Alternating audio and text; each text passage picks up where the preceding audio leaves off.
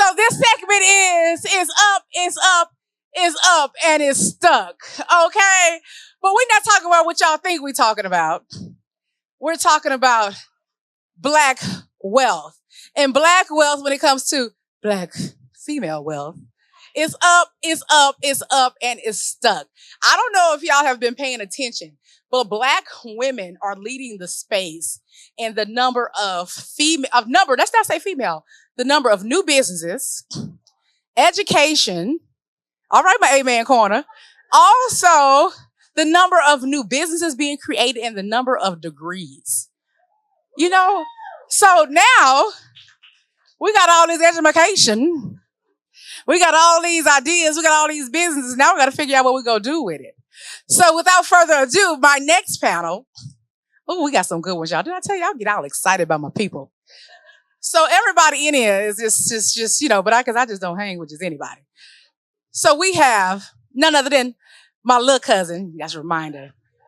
The little cousin, even though I look like I'm the little cousin. But anyways, Nicole Handy. So you all know Nicole Handy. She's up, star of Family Empire Houston, co-CEO of Freight Real Estate Group, my first best friend.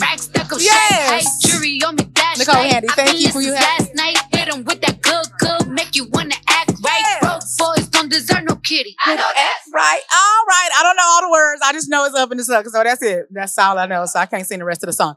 But then, of course, we have the Senior Vice President of Unity National Bank, Texas. In the house, we have Miss Sherifat Price here. Give it up. It's big Let me tell y'all, Senior Vice President, my love. Thank you. So I want to thank y'all for being here. So we talk about, like I said, legacy and bloom. We have to talk about all the crazy things we have to go through to get to these points. But, we got all these jobs, y'all. We got all the, multiple jobs, multiple businesses, multiple accountants, multiple, 1099s and K1s. I'm sorry, y'all. I'm having a moment. It's tax season. But, we talk about all the time financial literacy. Like, I'm a sorority member. So, we got thrust. We got Jack and G. We got thrust about financial literacy. We got thrust about, sorority. We got thrust about, financial literacy. Everybody talking about financial literacy. But I think people think, maybe it's just because of the people I hang with. I think we know how to make money. We just need to figure out how to keep it. And grow it. And grow it. So that's why I'm excited about you all, because we can have the conversation about, and that's what somebody, a lot of people say, different opportunities to make money.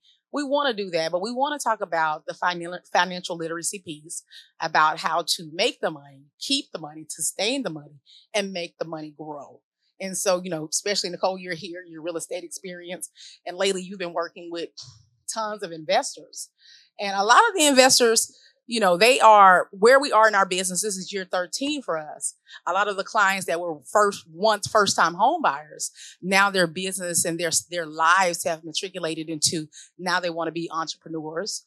Or now that there's a lot of new programs to make it easier for people to be investors. So if you were, let's think back to your way younger self, because I know, you're a whole lot older than you used to be.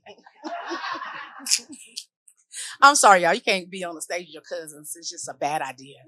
So, but no, so just go back to your future, your past self, and think about what you've learned in the real estate industry, what you've experienced as an individual investor.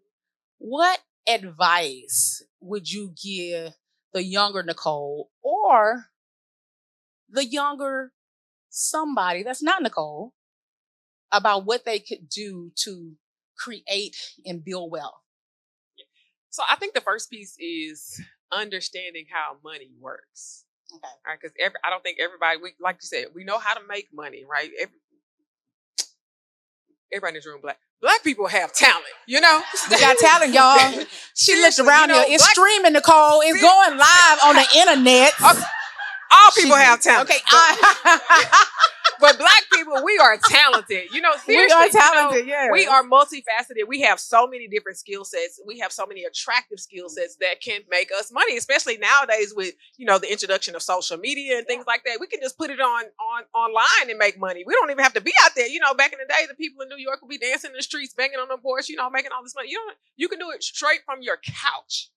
You know, and it's a lot of young millionaires out there. Now, I've worked with some. I'm like, God, how you get all this money? You know, how you buying this house? You half my age, right? But, you know, just I wish I would have understood how money works a lot sooner, right? Because I've made a lot of money and lost a lot of money, not understanding how money works. Meaning, what are some of the more what are some of the more strategic investments? You know, and things of that nature. I still am very much so in the real estate space, an advocate of buying where you don't see anything, where it's coming. You know, I always tell my clients, when you see a bunch of dirt and a bunch of commercial signs, you in. Yep. You know, and some people want that instant gratification. And you know how they say buy real estate and wait. Real estate is a long-term strategy, right? So number one, two, I wish I would have bought more properties at a younger age. You know, but I would, you know, like I said, just really understand how money works. So like when you make all this money, I feel like sometimes we feel like, oh, well, in order to make more money, I have to get this person and build up this mega team and pay all these people to do all these things. And you absolutely do not, right? Like my goal now is to make money while I'm asleep. Yes. You know, so figuring out which strategic investments are going to put money in my pocket, and now how can I leverage my money to just, like I said, sit on the couch and get a return off other people's money. You know, so that would be my number one thing is understand how money works and keep yourself financeable. Ooh. So that did you give a segue for Sheriff? Keep yourself financeable so that if you actually need to leverage capital for whatever your venture is, you can call her. Perfect segue. And I'm glad you said that. And we've experienced it, you know, being entrepreneurs, is that you just be working. You don't understand that one day you might need to have money that you don't have in your account. You need to get a loan. You need to try to purchase things that you don't have. You need to grow and expand your business. So what are the mistakes that you're seeing? Talk about these young entrepreneurs that are coming up, not even entrepreneurs, just young, people. And I'm saying young, but sometimes we're talking about young at heart. Okay, let's just be real about that. We all still trying to figure it out. Can I get an amen from a corner? Amen. Mm-hmm. So, but what advice do you have for people about the relationship with money, about being financeable? Like, what are you seeing? I think number one is surround yourself with the right people. Like you said, your team. What does that team look like? Okay. Number one. And understanding what your goals are and what you're trying to do. You say financial literacy, I say financial education. Just like when we go to school, we're being taught, it's the same thing with your finances. But everybody can't teach you how to manage your finances. They're experts. There are CPAs for a reason. And if you're a business owner, number one, if you don't have a CPA, what are you doing? That's number one. So if you stay prepared, you don't have to worry about it. Another thing is we don't realize what assets we already have or working with. Tell us about them. Huh? So one of the things that I see, especially when somebody come in, they're like, okay, I want a loan. Okay, I want to help you get a loan. Let's look at your personal financial statement. My what? Your personal financial statement. What are all your assets? Because I'm a bank. You need to pay me. I make money by you repaying me. That's my margin. But at the end of the day, if you don't have anything tangible, what are we doing? Right? So understanding what your current assets and liabilities are, because a lot of times people don't realize it. Life insurance. Sometimes we have life insurance with cash value, don't even realize it, and you could borrow against that with a lower interest rate. And people don't know. You can pledge that as collateral. Investment properties. Your grandmother or someone may have passed something down to you, or they're holding on to it. That's fine. They can still have it in their name. They don't have to deed it to you. They can put it up for collateral. You can borrow against it because it's equity. So there's so many options. So it's really going to those experts and understanding, what do I need before I even go in to apply for that loan, to go get that home, to go build my duplex? What is it that I need to be prepared? I know y'all heard her, right? I know y'all heard her. She says, So, hold up. She got to put it Somebody in in the the, I gotta document this one, okay? I gotta put this down because I said, I'm young at heart, but my memory sometimes is not as, Anyways, that's another story. Let me check this out. I got a message from the audience. Okay, yes. So we go check that out. But no, I'm glad you said that, and I'm glad that you said two things. One of the things you said was the people that we hang around, the people that are with us. Now, y'all, I have a board of directors. I don't have no nonprofit. Not yet. But I don't have a nonprofit. But I have a personal board of directors in my life. Some of them here, hey, Lexi. Mm-hmm. I have my, the people that I talk to that are, they are, I have my lawyers around me. I have my accountants around me. I have my therapists. They not licensed, but I have them around me. I have my, you have to have those people around you to be able to share that with you. Who knew that? But one thing she didn't say is her banker. That's what I was for. That's what you here for. Okay, because I didn't hear that. That's why you on the stage, Sharon. That's why you on stage. I heard the account. But where's your banker? Because I'm gonna keep all of those people in line. She right here. Justin, we got to go deposit some more money in our Unity account because we got an account. Oh, all right. It ain't that. Anyways, that's another story. But we're gonna put more in there because I'm trying to build my relationship with my banker. But you got to have a relationship with your banker. Have a relationship even. This is another thing in our community. I told you it gets a little lax sometimes because I'm with my people. But we are scared to, on the last panel, we talked about we're scared to ask for help. If we don't know, we just don't know. Stop being so prideful. If you don't know what a personal financial statement is, just instead of saying, do you have your personal financial statement? Be like, uh-huh. And then you go home and you Google and just ask her, what is that? What is a part of it? What is it about? Instead of, why you have to be so prideful? Then you find out what it is, and then you go to the next room and be like, do you have your personal financial statement? And they be like, what is that? Oh, girl, let me tell you all about it. That's how we do, right? But anyway, that's another story. But we have to be able to build those relationships with our bankers. Why is it so important that we have a personal relationship with the money people? That was a dead giveaway, right? Yeah, I was the money people. We're your advocate. Number one, I work with all of the COIs, the Center of Influence. So I'm working with CPAs. I'm working with attorneys. I'm working with other businesses. You're not the only brokerage that I'm working with. It could be a bigger brokerage. I can give you tips about what they're doing and how they're growing and how they're pivoting and how they're doing certain things that you may not know. That's why it's so important. I have a portfolio that's over $100 million. And it consists of all types of industries: hospitality, investment properties, construction, everything. So at the end of the day, I'm your expert. Just like your CPA, when it comes down to the current administration right now, doing all of these different changes, you need to be able to understand what's being changed. How are we as women? How are minorities? How are people being impacted at this time? I have to read regulation and compliance every single day, because if I don't, I'll get in a world of trouble, because at the end of the day, I'm insuring your money, right?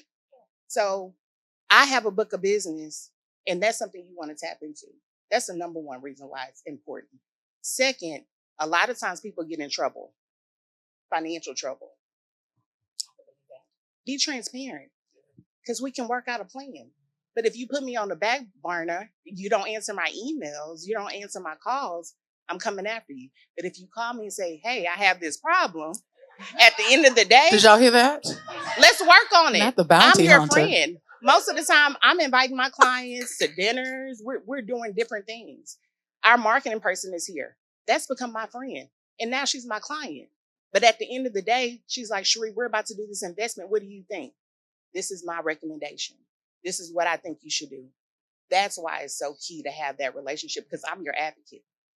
Yeah, and she's telling the truth. Applause over here. Everything she's saying, she's not making it up.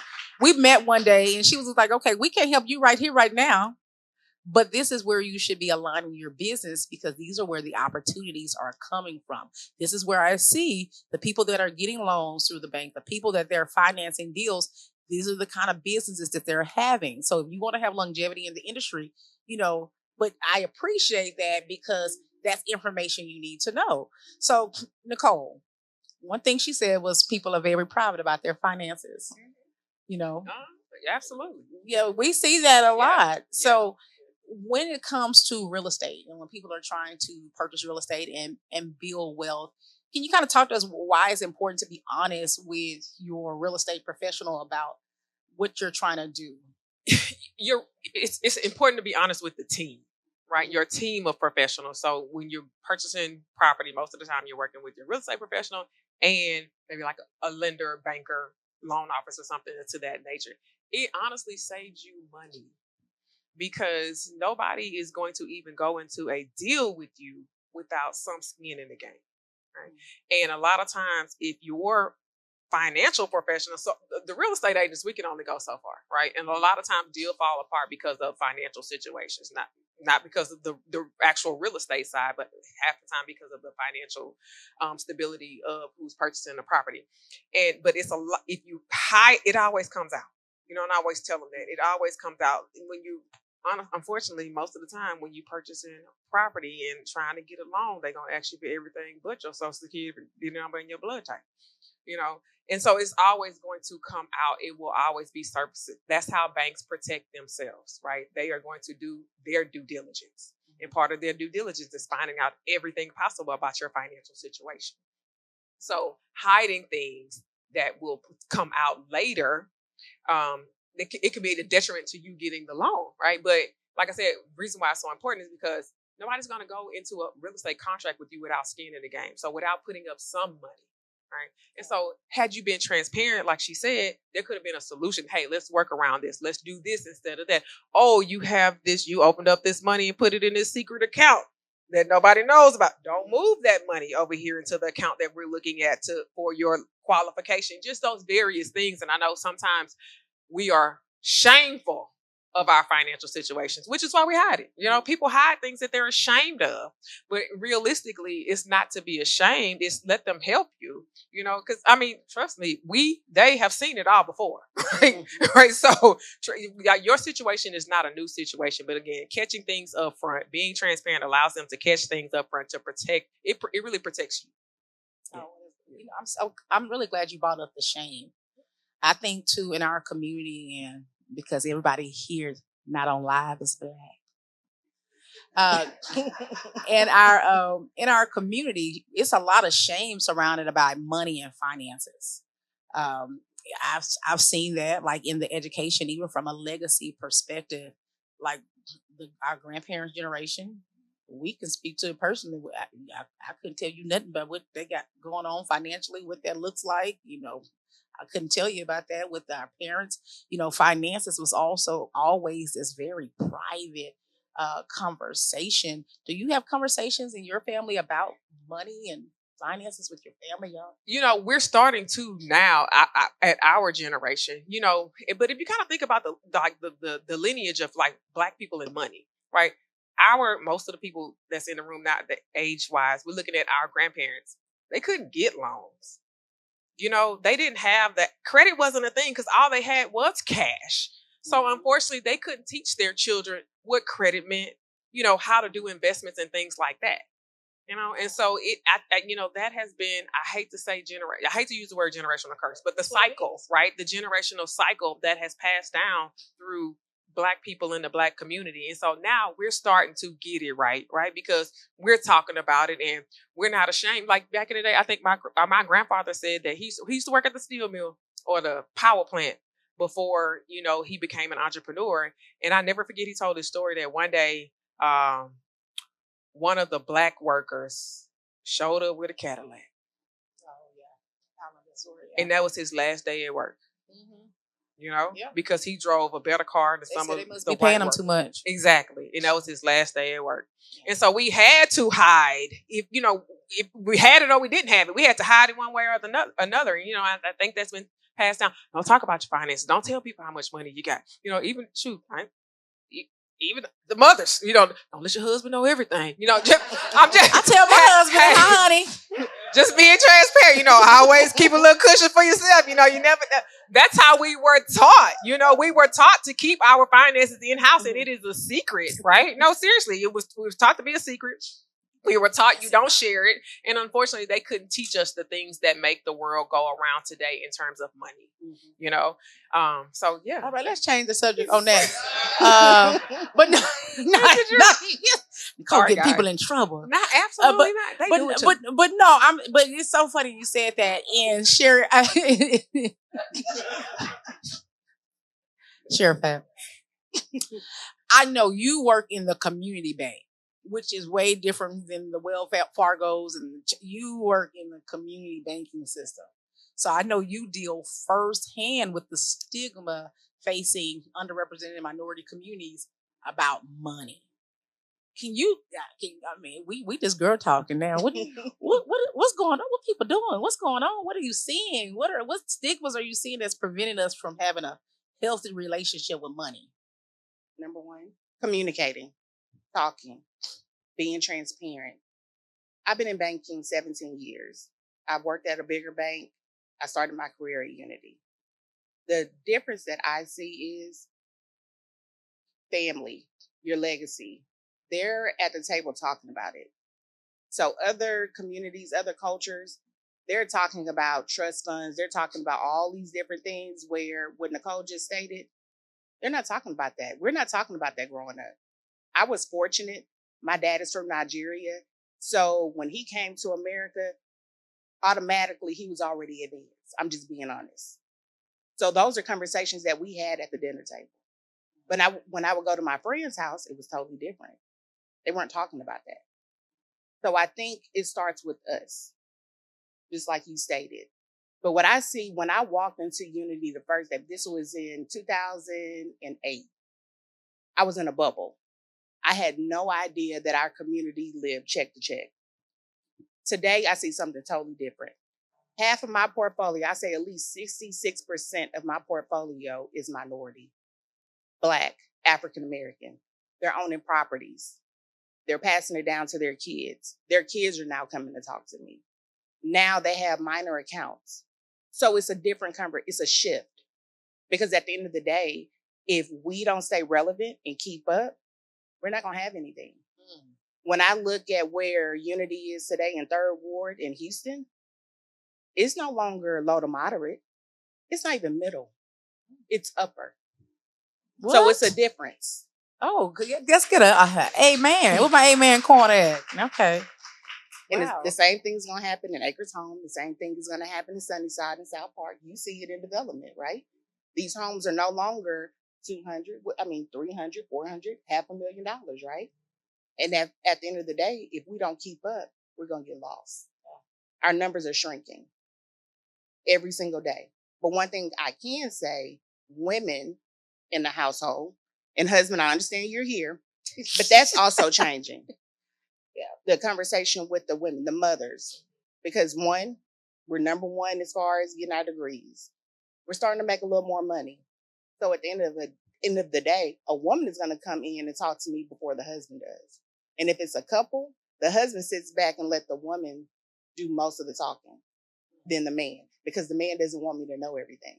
Half of the time, they don't even put everything on a personal financial statement. They probably have $500,000 in their account. They only put $10,000 in there. What is that going to do for me? Decline. So at the end of the day, I don't give that to the federal government. That's stuff that we have to know. So it's shifting.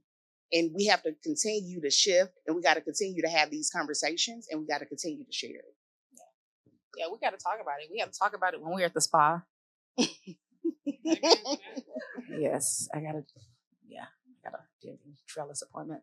Yeah, when we're at the spa, relaxing, we could talk about, financial health and what your personal financial statement looks like. But we have to. But to be honest, that's when those conversations I said earlier, that's when they resonate the most. Mm-hmm. So when I'm sitting around talking in a setting that's a little bit more casual versus, I'm at a symposium talking about that. They just kind of go through my head having those personal conversations with your personal banker. Shout out to Unity National Bank, Texas. Get you one. But no, it's really important. But I want to talk about too, just getting into the nitty gritty of it, especially with you, Nicole. real estate is no secret. Most millionaires are made in the real estate industry. How can people, and we know people get defeated when you start talking about purchasing real estate.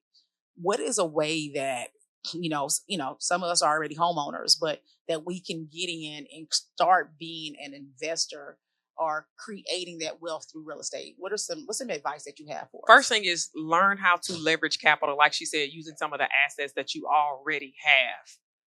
That's the first piece. Learn that the equity in those assets, you probably can access. You probably have access to some of that equity. And it's funny that you even mentioned cash value life insurance, because I was at a real estate seminar and a lady told me that's how she started her real estate investing career. She borrowed the cash value portion from her life insurance for down payments on her properties. All right, so understanding how to leverage capital, of course, keeping yourself financeable, but also making sure the math. A lot of times I don't think a lot of people don't know, some lenders don't even care about your credit or assets as much as they care about the value in the property that you're looking to obtain. If the property has value, if the property has equity, we can find a way. But again, understanding that, talking to your banker, hey, here's what I'm about to do before I do it too. All in bringing those professionals in, because they'll tell you they've seen bad deals, and the bad deals are the people that don't pay them back. So they've seen the bad deals, but bringing them in early as well, but leveraging, like I said, understanding what assets you already have that you can look at today. A lot of you are homeowners today that you can look at to, get cash from, understanding other places where to get cash. And then, like I said, lastly, understanding how the value in the project that you're looking to obtain, how you can leverage the value or the equity in that to get the loan for that property. Yeah. So, and I also want to talk about when we talk about investments, and when you're looking to, a lot of investment projects are based on their asset base, based on the project. So one of my first flips was with Nicole. And why I would bring that up is sometimes you might need a partner on a deal. You don't always have to think that you have to do it yourself. Like, they're called JVs, they're joint ventures. And I think that's one thing too. And I want to segue this into something I have, it just brought up a question that I had. We always think, I can't do this. I can't do this. I can't do that, but we can. And we have to unlock the power in our community if we're trying to move and we're trying to grow our community. So as far as the banking, do you see a lot of partnerships, or is that a room for growth that we have as a community? So yes, it's a lot of partnerships, right? So one thing I would say is the major four money centers, they invest in Unity. We're considered MDI, a minority depository institution. JP Morgan, Citibank, Wells Fargo, Bank of America have all invested in their shareholders of Unity National Bank for obvious reasons, because they don't have to do the loans that we do. They don't have to service the community like we do. They can write a check at the end of the day to sponsor this entire event. Unity may not be able to do that because we're a community-based bank. Our margins may be smaller. We may not be able to offer the same products. So in saying that, partnership is beautiful. I see some good partnerships and I see bad partnerships. And the reason why I see bad partnerships is because you don't understand one another. You don't understand the finances, number one. It may be that you're bringing 100,000. Nicole's like, yeah, I got my 100,000. It's time to close. Nicole only have 20,000. Understanding the dynamics of it. You got to put everything and lay it all out on the table. It may be ugly, but you have to understand it's a marriage. It's a relationship. We can go belly up. Not only am I a banker, but I've owned my own business. And after a year, I'm like, this is not profitable. We got to pull out. So I understand, and I'm empathetic when it comes down to business owners, because I understand both sides of the table, right? I understand getting approved. I understand getting declined. I truly understand that. But it's so important to understand your partnership, the partnership and what it looks like. And if I'm bringing this to the table, I need you to match it. We're going 50-50 on operating agreement. If it says 50-50, that's just what it is. And if you don't have it, you need to tell me before we sign these documents. But it's very key. It's the same thing when we went to JP Morgan and we said, hey, we need your investment. They said, well, we need to look at your financials to make sure that you're even putting money in the community. And when they saw that and they understood it, they were like, yeah. And then just this year, we got another $5 million. And that's what it's about. It's a partnership because they're getting something out of it. We're getting something out of it because we can invest in the community and we can do more loans. What advice would you give for people in the search for a partner to do business with? If it's somebody they might not know personally, or they might know they have their deep finances, what some advice you give? Number one is the financial piece, understanding each other's financial. What are the strengths and weaknesses? What do you bring to the table and what do they bring to the table? Everybody may not be the face. And I think we had this conversation before. I met with Nicole first and then I met with Jamisha. She was like, hey, I don't understand some of this stuff, but she's more of the operation. I need you to talk to her. But if we need to put on an event or do something, call me. They understand one another. And that's so key, right? Understanding what that needs to look like for your business in order for you to grow. Because I'm investing in this because I want a return. I'm not doing it just because I want to say I'm a business owner. I want to put money in my pocket and I want to make sure my family is good and my kids are good or whoever else is good. So you have to understand what does that need to look like for both of us so we can be successful. Absolutely. Do the vet, do the work. Don't be worried about they didn't want to show me. Well, if you're gonna do business with somebody, you need to know where they live. I knew where Nicole lived. I knew her mama lived, her daddy lived, her grandmama lived. Yeah. But no, that's so important. But before we leave, if it's one thing, and this is for both of you all, that you want to share about, just a nugget about legacy, life, something you've learned that you just want to share with the audience, and where can they find you? So you can find me on Instagram, Facebook, and LinkedIn. Most of the time I'm on Instagram or LinkedIn. So Instagram is Mrs. MRS _Price13. Also follow Unity National Bank of Texas. You can also find me on Facebook by my name, and then you can find me on LinkedIn, which I post a lot of business stuff. And shout out to Rochelle, who's here, that does all our marketing and putting us on the map. So thank you. But one thing that I would want to leave back would be down the line when I'm no longer here, my kids may have had kids, is that they can take their kids or their grandkids around properties that I have helped finance. And they can say, my mom helped build this, and this is where this business is today. Girl, you're going to make me cry. I had to swallow on that one. Yes, that's amazing. Thank you for being here, Nicole. So you can find me on all platforms by mostly searching at Mrs. MRS NIKKI Handy, or simply Google Nicole Handy Realtor in Houston, and I come up everywhere. Everywhere. I am just about on all of the major social media platforms, of course. And then you can also find our company, Braden Real Estate Group, online as well, and on socials. But online, our website is BradenREgroup.com. That's where you can find both Jamisha and I. And then, so, it's funny. We just got done talking about partnerships, and I'm always on social media, of course. And something came across social media today, and it said that for us all to collectively make it to the top, everyone must pull their weight. Yeah. And so, that's what I want to leave. Like, let's all pull our weight so that we can all grow to the top together. I love that. Pull your weight or get left behind. But real quick, Nicola called me. I told you this was real. I'm not censoring. Misha, if you don't do this, you get left behind. I'm leaving you if you don't do this. I'm giving you fair warning. I was like, okay, well, sign up there. What do I do? But she will give you the head. Is this a true conversation? A very true conversation. She was like, no, just letting you know, this is where I'm headed. If you want to come with me, jump aboard and put your seatbelt on, because it might be a bumpy ride. Yes, but we're going to get there. Yes. But thank y'all so much. Y'all were amazing. And I want y'all to know, y'all are part of my board of directors if y'all did not know. Thank y'all so much.